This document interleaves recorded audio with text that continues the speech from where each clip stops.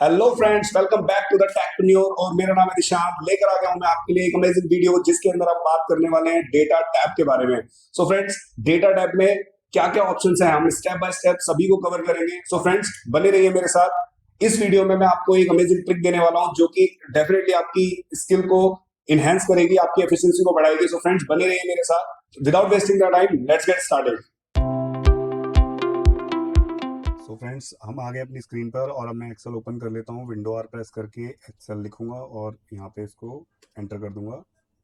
मेरा Excel open हो गया। अब एक हम ब्लैंक वर्कबुक ले लेते हैं। अब इसके अंदर हमने थोड़ा सा, मैं इसको जूम कर लेता हूँ। सो फ्रेंड्स, आज हम बात करने वाले हैं डेटा टैब के बारे में। फर्स्ट ऑप्शन है इसमें gate data. So friends, gate data में जा करके हम डिफरेंट डिफरेंट जो टाइप से हमारा डेटा रखा हुआ है, डिफरेंट डिफरेंट जगह पे डेटा है, वो हम डेटा यहाँ पर एक्सट्रैक्ट कर सकते हैं। सो देखिए फ्रेंड्स, फ्रॉम फाइल में जाएंगे। सो फर्स्ट ऑप्शन है एक्सेल। सो अगर एक्सेल पे हमारे कहीं डेटा है तो हम उसको यहाँ पे एक्सट्रैक्ट कर सकते हैं। तो मैं क्लिक करता हूँ।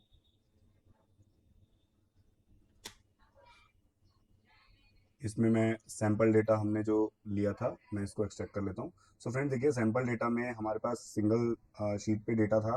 तो वो सिंगल शीट पे इसने डेटा दिखा दिया है कि सैंपल डेटा शीट पे है और वो एक टेबल फॉर्मेट में है। सो मैं आपको ओपन करके वो फाइल दिखाता हूँ।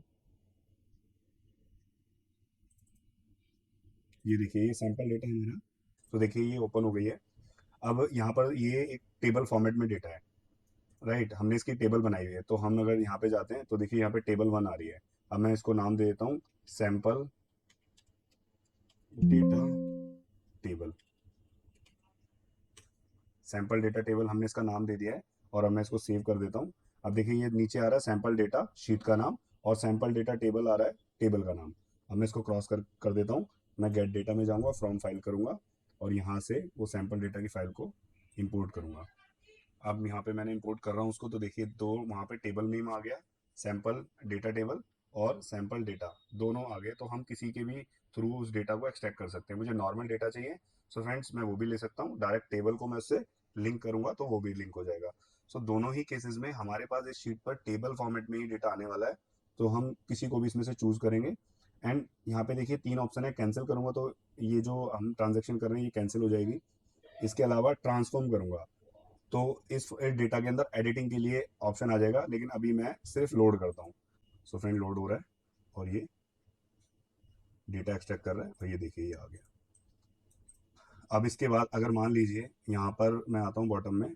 सो फ्रेंड्स, यहाँ पर आके आप देखिए, यहाँ पर अगर कोई एंट्री वहाँ उस उधर होती है तो वो एंट्री यहाँ पर भी वो डेटा अपडेट हो जाएगा। सो मैं वो आपको करके दिखाता हूँ। अगर मैं अपने सैंपल डेटा में आता हूँ, सैंपल डेटा,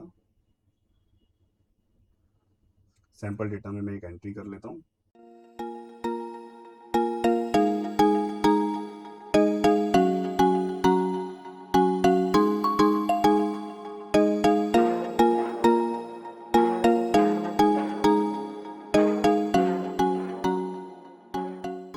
अब ये देखिए, यहाँ पे मैंने इसको कर दिया है। अब मैं इसको सेव करूंगा और सिंपली इसको क्लोज कर दूंगा।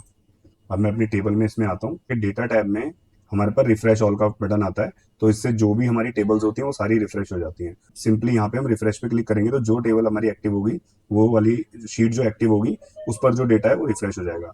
तो मैं ऑल भी कर सकता हूँ क्योंकि मेरे पास एक ही टेबल है।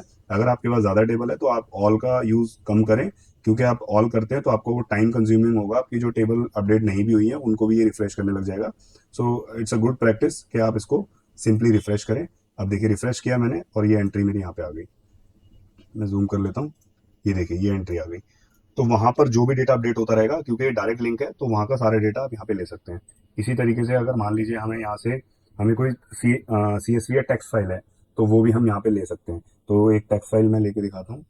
मैंने यहाँ पे मान लीजिए मैं एक नोट ले लेता हूँ। मैं नोट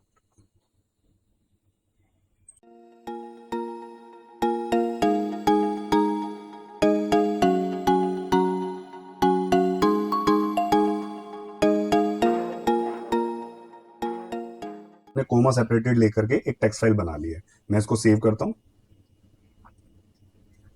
अब मैं इसको सेव कर लेता हूँ हमारे TTP बेसिक एक्सेल वाले फोल्डर में। मैं यहाँ पे कर लेता हूँ फॉर डेटा इंपोर्ट। मैंने सेव कर लिया इसको। और मैं इसको क्लोज कर देता हूँ। अब मैं अपनी इस वाली शीट पे आता हूँ, क्लिक करता हूँ gate data from file text file, और टेक्स्ट फाइल मैं इसको यहाँ पे ले लेता हूँ for data import. Double click करके भी हम इंपोर्ट कर सकते हैं, और क्लिक और इंपोर्ट पे क्लिक करेंगे तो भी सेम ही होगा। अब ये देखिए हमारे पास डेटा अभी लोड हो रहा है। ये देखिए उसने दिखा दिया 2 एंट्री है क्योंकि हमने कोमा सेपरेटेड किया था तो कोमा आ गया। आप वहाँ पर इक्वल साइन करके वो भी ले सकते हैं। इसके अलावा सेमाई कॉलम भी अगर आप करते तो उससे भी ले सकते हैं। अगर आप स्पेस के बिहाफ पे करना चाहते हैं, मैं स्पेस के बिहाफ पे करूँगा तो ये अलग अलग कॉलम में आ जाएगा। मैं यहाँ पे लोड पे क्लिक करूँगा तो ये वो डेटा हमारा 2 एंट्रीज का यहाँ पे लोड हो जाएगा। सेम वही प्रोसेस है। अगर मैं इसके अंदर जाके अगर उसी नोट फाइल में एक एंट्री और कर देता हूँ तो हमारा ये डेटा वो रिफ्रेश हो जाएगा। मैं न्यू एंट्री करता हूँ, मैं लिख लेता हूँ यहाँ पे Rahul comma TTP advance Excel comma 5। अब यहाँ लिख देता हूँ कोर्सेस, सेव करता हूँ। अब मैं यहाँ पे इसको सेव कर दिया कंट्रोल एस से और क्लोज करता हूँ। और अब मैं यहाँ पे आकर के अगेन मैं डेटा में जाऊँगा और रिफ्रेश पे जाके रिफ्रेश टेबल करूँगा। रिफ्रेश ऑल भी कर सकता हूँ, या फिर इस पे टेबल पे क्लिक करके और रिफ्रेश पे क्लिक करूँगा तो ये वाली टेबल रिफ्रेश हो जाएगी। ये देखिए फ्रेंड्स, अब ये हमारा वो डेटा जो लास्ट एंट्री हमने किया वो यहाँ पे आ गई है। सो इस तरीके से हम ये ले सकते हैं। नेक्स्ट है हमारा CSV फाइल। तो फ्रेंड्स सेम CSV फाइल भी है, कोमा सेपरेटेड होती है वो। अगर मैं कोई भी फाइल को अगर सेव करता हूँ CSV में तो मैं उसको भी लूंगा तो एज इट इज़ वो आ जाएगा। चीज़ें बिल्कुल सेम है जैसे मैंने टेक्स्ट फाइल के साथ और एक्सेल फाइल के साथ किया, सेम एज इट इज़ आप उसको यूज़ कर सकते हैं। इसके अलावा आपकी XML में कोई डेटा है, जेसन में कोई डेटा है आपका, है ना, कोई फोल्डर में आपका कोई पर्टिकुलर फोल्डर में डेटा पड़ा हुआ है तो आप उस पर्टिकुलर फोल्डर से भी फाइल को एक्सट्रैक्ट करके डेटा ला सकते हैं, राइट। इसके अलावा ये फ्रॉम शेयर पॉइंट फोल्डर में अगर कोई डेटा पड़ा हुआ है तो वहाँ से भी ले सकते हैं। इसके अलावा डेटा बेसिस इसमें दिए हुए हैं, SQL सर्वर है, माइक्रोसॉफ्ट एक्सेस है। अगर आपने यहाँ पे डेटा रखा है फ्रॉम एनालिसिस सर्विसेज में रखा हुआ है, SQL पे आपका कोई डेटा है, और एक्ल पे है। So there are lot of resources to get the data on the Excel sheet. So यहाँ पे देखिए माई सिक्वल है ना। इसके अलावा आपका देखिए कितने सारे आपके पास डेटा सोर्सेज है, सैप है ना, डेटाबेस है। तो यहाँ पे बहुत सारे डेटाबेसेस आपको देखने को मिल जाएंगे। एज्योर में आप देख सकते हैं एक्सेल है, सॉरी एज्योर में आपका एसक्यूएल है, एसक्यूएल डेटाबेस वेयर हाउसेज है, राइट। इसमें देखिए इस इन सभी रिसोर्सेज पे अगर आपका डेटा अवेलेबल है तो वहाँ से आप एक्सट्रैक्ट कर सकते हैं। एसक्यूएल पे अगर आपके लेट सपोज आपके कोई एसक्यूएल की अलग से कोई डेटा मैनेजमेंट की टीम है और वहाँ से आपको डेटा लेना होता है तो वो आपको प्रोसीजर लिख करके देंगे, तो आप उस प्रोसीजर के थ्रू भी जो है डेटा गेट कर सकते हैं। सो फ्रेंड्स अभी मैं आपको इसके अंदर देखिए हम काफ़ी ऑप्शन है बट इसके अंदर पीडीएफ का ऑप्शन नहीं है। So friend don't worry, PDF का ऑप्शन इसमें नहीं है, बट मैं डेफिनेटली आपको बताऊंगा कि अगर पीडीएफ का ऑप्शन आपके पास नहीं आ रहा है उसके बावजूद भी आप किस तरीके से पीडीएफ फाइल का जो भी आपका डेटा है उसको एक्सट्रैक्ट कर सकते हैं। सो मैं ये वीडियो के एंड में बताऊंगा, तो आप बने रहिए मेरे साथ। बहुत ही इंटरेस्टिंग है। आप कोई भी पीडीएफ का डेटा डायरेक्ट इंपोर्ट कर सकते हो without convert into Excel file, right. So अभी हम देखते हैं। सो फ्रेंड ये सारे डेटा सोर्सेज हैं। इसके अलावा दो अगर आपकी टेबल है और आपको उसको मर्ज करना है तो आप वो भी कर सकते हैं, अपेंड करना है तो वो भी आप कर सकते हैं। इन दोनों के बीच में क्या डिफरेंस है ये हम यूज़ करेंगे तो मैं डेफिनेटली आपको बताऊंगा इसके अंदर। और अभी मैं आपको मोटा मोटी बता देता हूँ कि इसके अंदर हमें मर्ज जब हम करते हैं तो दो टेबल आपस में मर्ज हो जाती है with with the help of a unique column. एक यूनिक कॉलम रहता है, उसकी हेल्प से दोनों टेबल मर्ज हो जाती हैं। अपेंड में जो भी हमारा डेटा है वो एक हमारे जो भी हमारी टेबल होगी उसके जस्ट नीचे वो डेटा इंसर्ट कर देगा, तो यहाँ पे हम डुप्लीकेट जो है डेटा को कंटेन्स कर सकते हैं। बट मर्ज में अगर आप मर्ज करते हैं तो एक यूनिक कॉलम रहेगा, उसके बिहाफ पे बाकी डेटा मर्ज होता है। उसमें एक सिंगल कोई भी कॉलम है वो आपका यूनिक कॉलम होना चाहिए। तो ये दोनों में फ़र्क होता है। हम इसको कैसे हमें करना है, मतलब क्या इसका यूज़ है किस तरीके से, ये हम डेफिनेटली अपने आने वाली वीडियो में इसको कवर करेंगे। इसके अलावा so friends launch power query editor है, तो जैसे ही मैं इस पर क्लिक करूंगा सो हमारा power query editor mode on हो जाएगा। तो हम यहाँ से भी इसको डेटा को देख सकते हैं। इसके अलावा टेबल पे मैं जाता हूँ और मैं यहाँ पे देखिए क्वेरी में आता हूँ, तो क्वेरी में भी हमारे को ऑप्शन आ रहा है, तो देखिए एडिट का ऑप्शन आ रहा है। जब मैं इस पर क्लिक करूंगा तो हमारा power query editor mode on हो जाएगा, तो हम यहाँ से भी ओपन कर सकते हैं। इसके अलावा ये वाला ऑप्शन आप टेबल पे एक्टिव होते हैं तभी दिखता है। अगर आपको वैसे ऑन करना है तो आप कहीं पर भी अगर होंगे और डेटा में जा करके आपने सिंपली गेट डेटा पे क्लिक करके launch power query editor mode करेंगे तो यहाँ पे देखिए ये पावर क्वेरी एडिटर आपका ऑन हो जाएगा। आपके जो भी डेटा आपने इंपोर्ट किया है वो दोनों डेटा आपको यहाँ पे देखने को मिल जाएंगे। ये देखिए, तो इस तरीके से आप देख सकते हैं कि मैंने कौन कौन सा डेटा इंपोर्ट किया है और उसको यहाँ पे इजीली आप एडिट कर सकते हैं। तो ये भी मैं अभी बात करूंगा आपसे कि इसके अंदर क्या क्या ऑप्शन है। इसके अलावा हमारे पास from web page. So friends ये भी बहुत इंटरेस्टिंग है कि वेब पेज से डेटा कैसे एक्सट्रैक्ट कर सकते हैं। तो वेब पे अगर हमारा कोई डेटा है तो हम इस तरीके से निकालेंगे। तो हमने यहाँ पे देखिए यूआरएल एक मांग रहा है। सो वेबसाइट पे हम आते हैं। अब वेबसाइट पे देखिए हमने एक लिस्ट निकाल ली है। ये लिस्ट हमारे पास डिस्ट्रिक्ट की है इंडिया के। सो इस डिस्ट्रिक्ट के अंदर भी अगर मान लीजिए मुझे बिहार के अंदर जो भी हेड क्वार्टर्स हैं या जो भी उसके अंदर डिस्ट्रिक्ट्स हैं एरियाज़ हैं वो देखिए यहाँ पे सारे आ गए हैं। अब मैं सिंपली इसको यूआरएल को कॉपी करूँगा और कॉपी करके मैं यहाँ पे पेस्ट करूँगा और यहाँ पे ओके कर दूंगा। सो ये देखिए फ्रेंड्स ये कनेक्ट हो रहा है और कनेक्ट करके ये हमारे को इसके अंदर जो टेबल्स होंगी वो ये दे देगा। सो ये देखिए इसमें हमारे को लोड हो रहा है ये। और जो भी ये देखिए इसके अंदर डॉक्यूमेंट है टेबल 0, 2 और 3। तो टेबल अगर मैं ज़ीरो करता हूँ तो ये देखिए ज़ीरो पे ये हमारे पास ये दे रहा है ये सारी टेबल। तो ये वाला जो हमारा डेटा है तो फर्स्ट टेबल को इसने as a zero table count किया है। सो देखिए पहला हम कहते हैं अररिया। तो देखिए अररिया डिस्ट्रिक्ट का आ रहा है। इसमें जो ऊपर हेडर्स हैं ये इसने हेडर्स इसने 2 बार ले लिए। तो वो हम पावर क्वेरी एडिटर से वो सब चीज़ें हम एडिट कर सकते हैं, है ना। सो इस तरीके से देखिए। सो ये वाली टेबल को मैं सीधा लोड करूंगा तो डायरेक्ट ही वेबसाइट से हमारी जो टेबल है वो लोड होकर के हमारे को यहाँ पे देखने को मिल जाएगी। अभी डेटा लोड हो रहा है। ये देखिए उसका डेटा हमारे को एज इट इज़ यहाँ पे देखने को मिल रहा है। यहाँ पे हमारा डेटा वो आ गया है। वहाँ पे कोई भी डिटेल अपडेट होती है और मैं सिंपली यहाँ जा करके डेटा टैब पे जा करके अगर रिफ्रेश करूंगा सो मेरे को अप टू डेट जो डेटा होगा वो यहाँ मिल जाएगा। कोई भी चेंजेस होंगे तो यहाँ पर रिफ्रेश करते ही वो डेटा हमारा चेंज हो जाएगा। सो ये तरीका है वेब से लेने के लिए। इसके अलावा फ्रेंड्स हम आते हैं अपना नेक्स्ट। हम फ्रॉम टेबल करते हैं तो फ्रॉम टेबल पे मैं क्लिक करूंगा तो ये वाली table power query editor mode पे ऑन ओपन हो जाएगी। अब मैं इसको अगर मान लीजिए बैक करता हूँ, डिस्कार्ड किया मैंने, तो मैं डायरेक्ट टेबल सेलेक्ट करूंगा और सिंपल जा करके मैं फ्रॉम टेबल करूंगा तो ये टेबल में हमारा वो डेटा ओपन हो जाएगा पावर क्वेरी एडिटर मोड पे, राइट। इसके बाद डिस्कार्ड करता हूँ मैं। अब आते हैं हमारे पास रिसेंट रिसोर्सेज। तो जो भी रिसोर्सेज हमने अभी ऐड करे हैं वो देखिए वो सारे हमें देखने को मिल रहा है। सैम्पल डेटा है ना, फॉर डेटा इंपोर्ट हमने एक टेक्स्ट फाइल बनाई थी। इसके अलावा वेब से हमने जो लिया है तो ये सारे हमें रिसोर्सेज देखने को मिल जाते हैं on the recent resources sources option. So इसके अलावा हम दोबारा इसको कनेक्ट करना चाहते हैं तो क्लिक करके कनेक्ट करेंगे तो ये दोबारा से इसको रिकनेक्ट कर लेगा। अगर मान लीजिए वहाँ से डिस्कनेक्ट हो जाता है तो हम उसको इस तरीके से रिकनेक्ट कर सकते हैं। सेम वही टेबल दिखाएंगे और इस बार मान लीजिए मुझे अपनी थर्ड टेबल चाहिए इसमें तो मैं वो थर्ड टेबल यहाँ से जो है ले सकता हूँ। थर्ड टेबल पे क्लिक करूंगा, इसमें जो है ये वाला डेटा आने वाला है और मैं सिंपली लोड करूंगा तो एक नई शीट पर ये देखिए यहाँ पर एक शीट 5 क्रिएट हो गई और डेटा जो है फैच कर रहा है ये और वहाँ से डेटा इंपोर्ट होकर के हमें शीट के अंदर ऐड हो जाएगा। ये देखिए मैं थोड़ा जूम कर लेता हूँ। इस तरीके से ये डेटा को ऐड कर लेते हैं। नेक्स्ट चलते हैं फ्रेंड। हमारे पास एक है एग्जिस्टिंग कनेक्शन। सो एग्जिस्टिंग कनेक्शन पे जैसे मैं क्लिक करता हूँ तो हमारे पास कौन कौन से कनेक्शन ऑलरेडी यहाँ पे क्रिएटेड है वो सारे हमारे पास कनेक्शन देखने को मिल जाते हैं। देखिए हमने फॉर डेटा इंपोर्ट हमने जो है ये किया हुआ है। ये कनेक्शन है हमारे पास, सैम्पल डेटा से हमने लिया हुआ है। हमने टेबल 0, टेबल 3 जो है कनेक्शन, और इसके अंदर ये भी दिखा रहा है कि हमने जो कनेक्शन है ये हमने जो है एग्जैक्ट जहाँ जो जो भी हमने डेटा टेबल टेबल का नाम है, कनेक्शन का नाम है, उसने डायरेक्टली आपको दिखा रहा है कि आपने वहाँ वहाँ से इसको कनेक्ट किया हुआ है। सो दिखा रहा है फ्रेंड्स कि हमने कौन कौन सी टेबल यहाँ पे क्रिएट कर रखी है। इसके अलावा मैं यहाँ पे जाता हूँ, क्लिक करता हूँ, ओपन पे क्लिक करूंगा तो ये वाली टेबल हमारे पास रीओपन हो जाएगी। सो अभी लोड हो रहा है, ये देखिए। सो जो फर्स्ट ऑप्शन आ रहा था लोड टू तो वो यहाँ पे देखने को मिल रहा है। अब यहाँ पे मैं क्लिक करके पेवर्ट चार्ट पे क्लिक करूंगा। सिंपली चार्ट अगर क्लिक करता हूँ, बैक जाता हूँ मैं अपने इस जो हमने सैम्पल डेटा हमने ये लिया था, मैं यहाँ पर जा करके एग्जिस्टिंग रिसोर्स पे क्लिक करके और यहाँ से मैं इस पे डबल क्लिक करता हूँ और या ओपन में क्लिक करता तो भी हो जाता।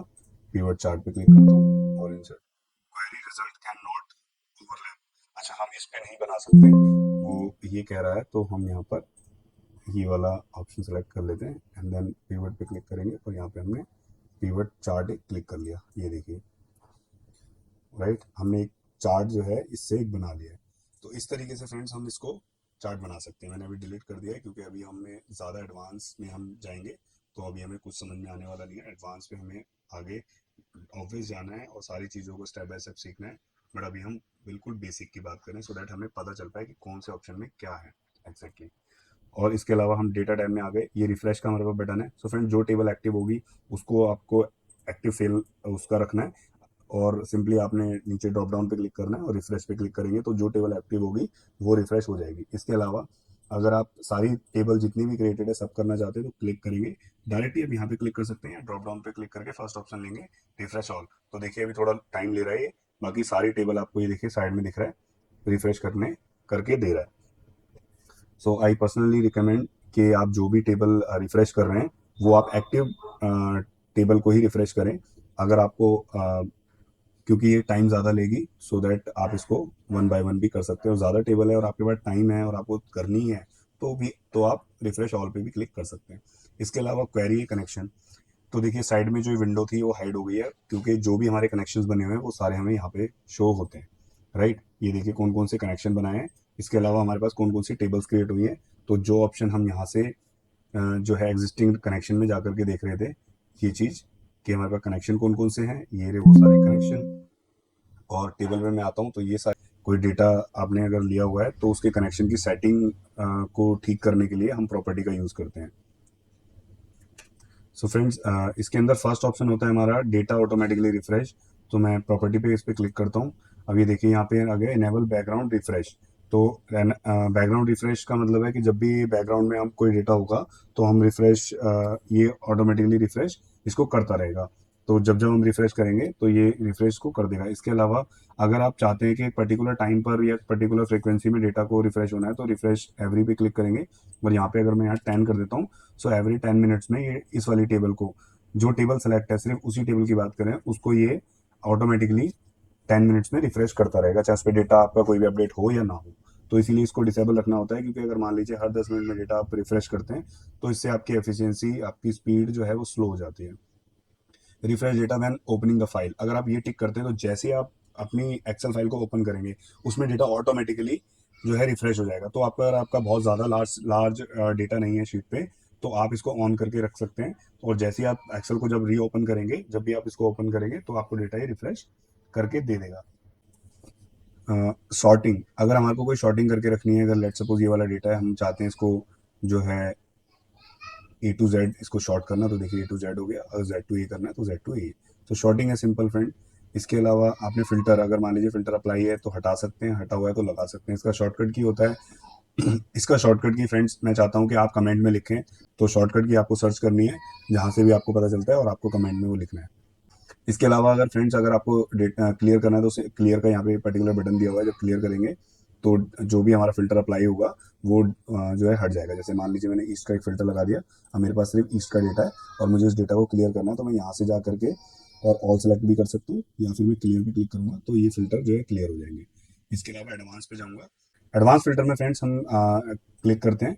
सो देखिए यहाँ पर मैं जो है यहाँ पे मैंने लिख लिया है कि हमारे डेटा टाइप, पहले तो लिस्ट ऑफ रेंज हमने सेलेक्ट कर लिया है। इसके अलावा क्राइटेरिया रेंज, क्राइटेरिया रेंज हम यहाँ से सेलेक्ट कर लेंगे। लेट्स से ये 2 कॉलम हमने 2 सेल सेलेक्ट कर लिए और यहाँ पे मैं ओके करता हूँ। अब पहले सेल में मैं लिख देता हूँ हमारा जो है ये रीजन, वैल्यू पेस्ट करता हूँ। इसके अलावा दूसरे सेल में मुझे ईस्ट कॉलम से सेलेक्ट करना है, पेस्ट।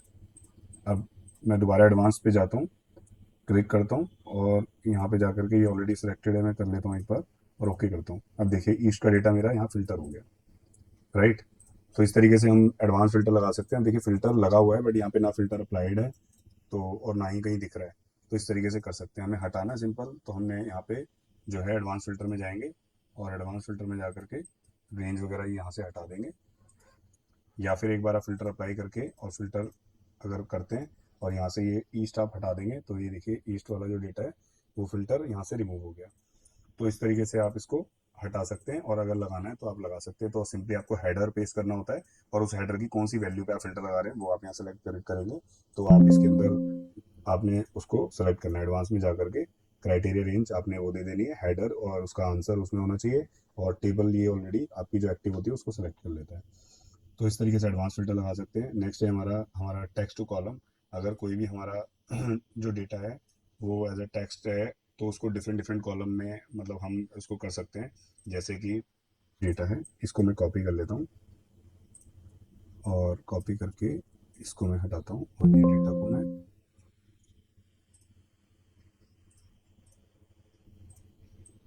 कॉपी, और सिंपली मैं यहाँ पे कंट्रोल शिफ्ट वी के साथ मैं इसको पेस्ट कर लूँगा। नीचे का डेटा मैं हटा देता हूँ। ये देखिए, अब मैं इसको स्पेस के थ्रू मैं इसको अलग अलग कॉलम में स्प्लिट करने के लिए सिलेक्ट करूँगा, टेक्स्ट टू कॉलम में जाऊँगा, डेसिमल पे क्लिक करूँगा, नेक्स्ट स्पेस पे क्लिक किया, नेक्स्ट किया, और फिनिश कर दिया। अब ये देखिए अलग अलग कॉलम में स्प्लिट हो गया।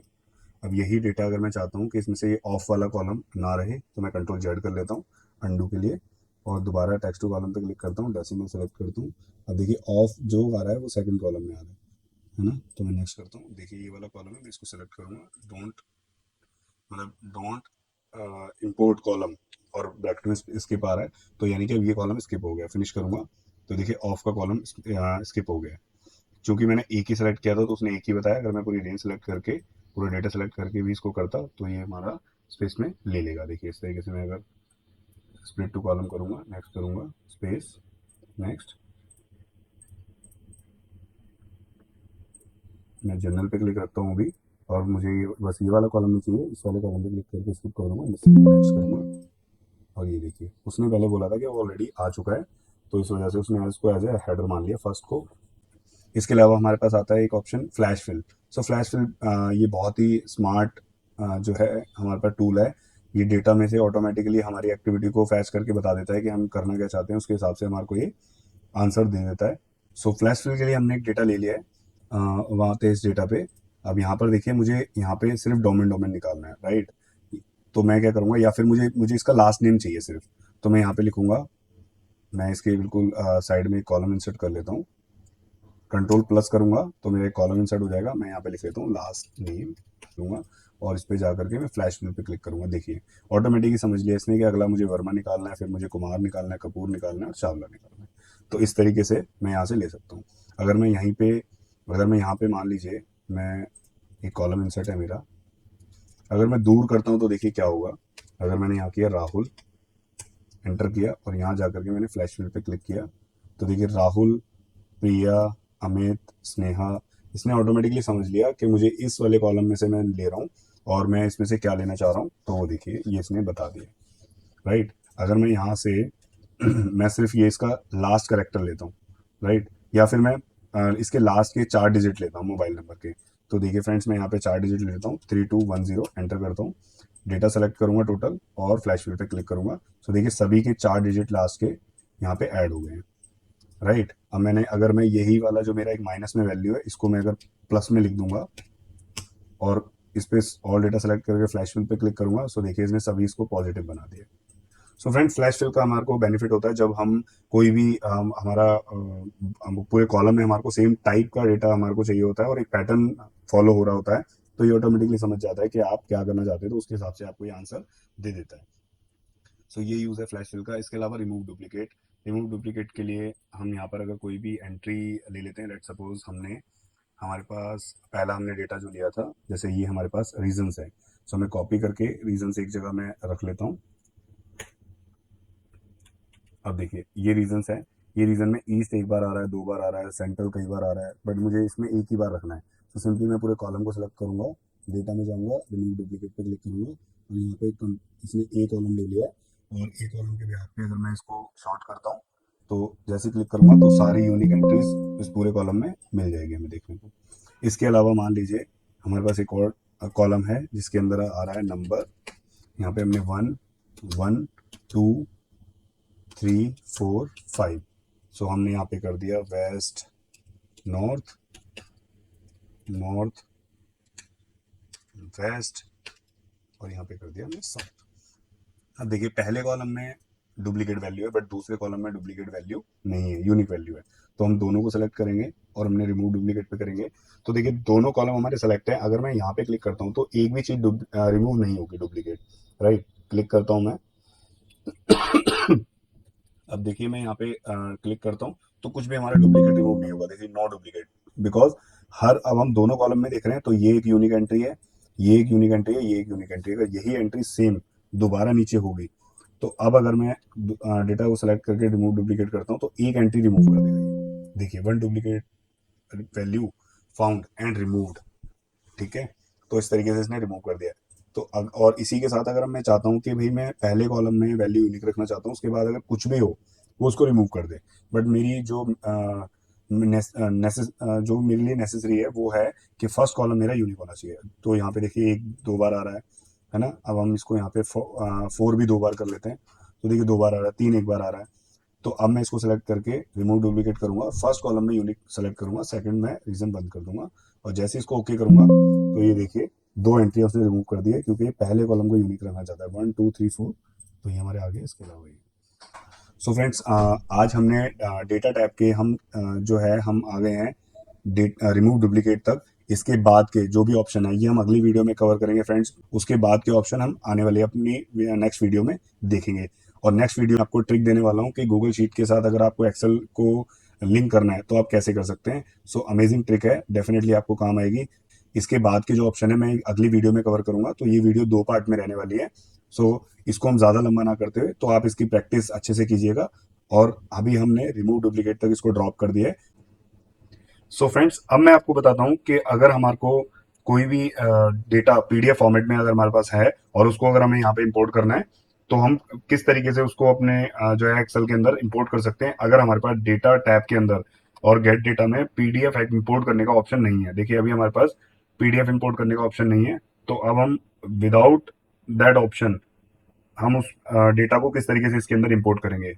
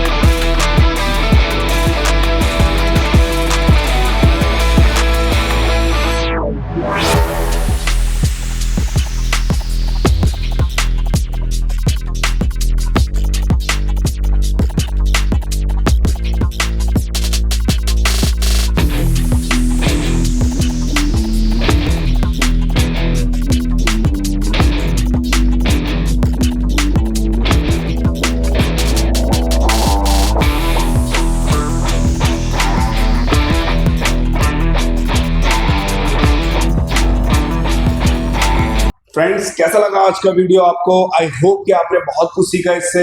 सो फ्रेंड्स, इसी तरीके के मेरे इंटरेस्टिंग वीडियो देखने के लिए चैनल को अभी लाइक करें, शेयर करें एंड कमेंट करें। और आपके अगर कोई क्वेश्चन है तो कमेंट में लिखना ना भूलें। मैं डेफिनेटली आपको जो भी क्वेश्चन होंगे उसके आंसर जरूर दूंगा। सो फ्रेंड्स, मिलते हैं अगली वीडियो में, तब तक के लिए गुड लक।